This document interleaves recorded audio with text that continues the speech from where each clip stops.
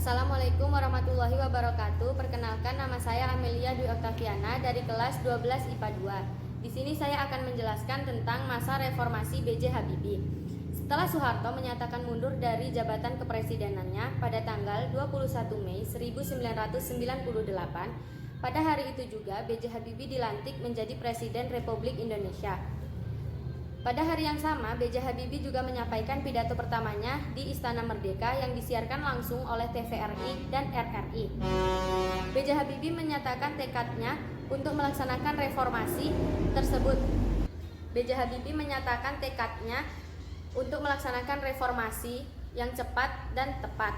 Pidato tersebut merupakan visi kepemimpinannya guna melaksanakan tuntutan reformasi. Presiden B.J. Habibie menyusun kabinet yang diberi nama Kabinet Reformasi Pembangunan pada tanggal 22 Mei 1998. Lalu ada 3 kebijakan yang dibuat oleh B.J. Habibie, yaitu kebijakan dalam bidang politik, dalam bidang hak asasi manusia, dan dalam bidang ekonomi. Yang pertama yaitu dalam bidang politik, yaitu yang pertama, memberlakukan otonomi daerah yang lebih demokratis dan meluas melalui TAP MPR nomor 15 tahun 1998. Sebelum masa reformasi, segala urusan pemerintahan keuangan terpusat di Jakarta. Akibatnya, banyak daerah penghasil sumber daya alam seperti Riau, Sumatera Selatan, Papua, dan Kalimantan justru hidup di bawah garis kemiskinan.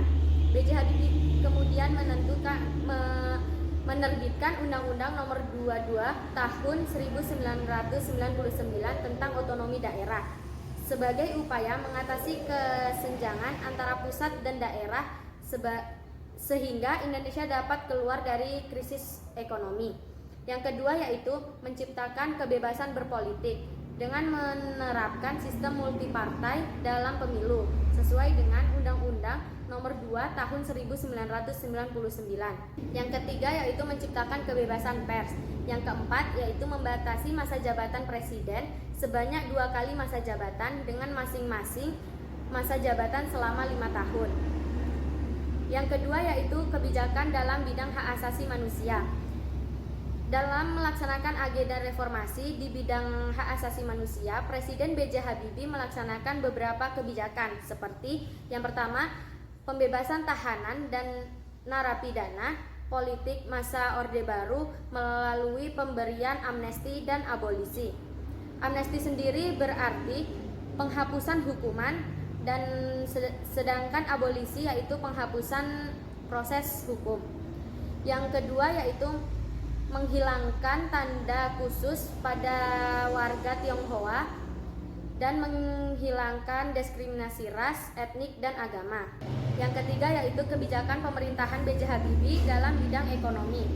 Yang pertama yaitu berhasil mengatasi krisis moneter dengan menurunkan nilai tukar rupiah terhadap dolar dari 16.000 per 1 US dollar menjadi 6.700 per 1 US dollar. Yang kedua yaitu berhasil menurunkan laju inflasi. Yang ketiga yaitu distribusi kebutuhan pokok mulai membaik. Masa pemerintahan B.J. Habibie hanya berlangsung selama setahun 5 bulan, yaitu dari tanggal 21 Mei 1998 sampai dengan 20 Oktober 1999. Pada tanggal 20 Oktober 1999, MPR kemudian melakukan rapat paripurna dengan agenda pemilihan presiden.